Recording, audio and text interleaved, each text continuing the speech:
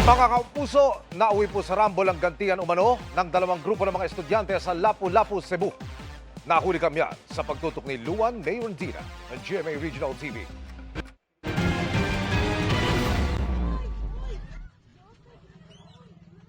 Gabi na nitong Huwebes nang magkarambolan pa sa kalsada ang ilang estudyante ng Maribago High School sa Lapu-Lapu, Cebu.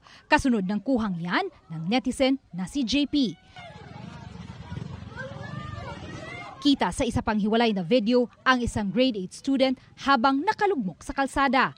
Tinutulungan na siyang bumangon ng mga kaeskwela pero binalikan ng isang estudyante kaya umano napilitang gumanti.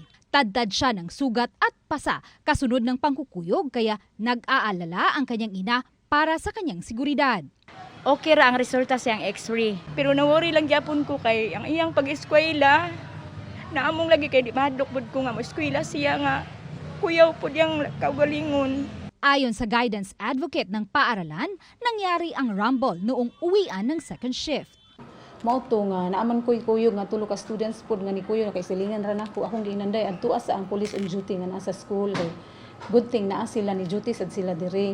Mao to gidagan sa mga bata niya naaman say tanod didto.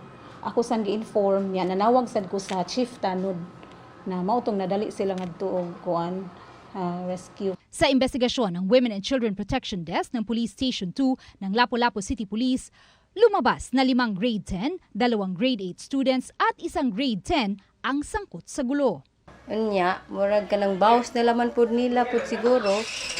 Nya amo pang gituki ma'am kung kinsa jud ang naguna nila kung ang pika si katong 5 ba ka buok bata o kadtong 3 ka buok nga daghan og injury. Dati na umanong nag-away ang dalawang grupo pero nagkaayos umano nang ipinatawag ng principal kasama ang kanilang mga magulang. Unya katong panahon na kay niari pod ko, nya akong anak ako siyang giingnan nga pangaysurian ng bataa sa grade 10. Kay para okay ra gyud ang pag-eskwela.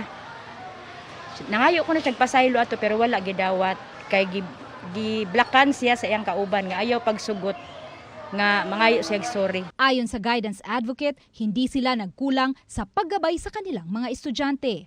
Mas makasagmuyo kay sa school gibuhat na ginamo ang mga preventive measures. Habang nagpapatuloy ang investigasyon, isinailalim muna sa modular learning ang 8 estudyanteng sangkot sa rambol. Amo na siya lang giturnover sa barangay kay para ang barangay na mao ang mo intake sa mga bata og i-refer dito na pod sa CSWDO. Mula sa GMA Regional TV, Luan Mayorndina, nakatutok 24 oras.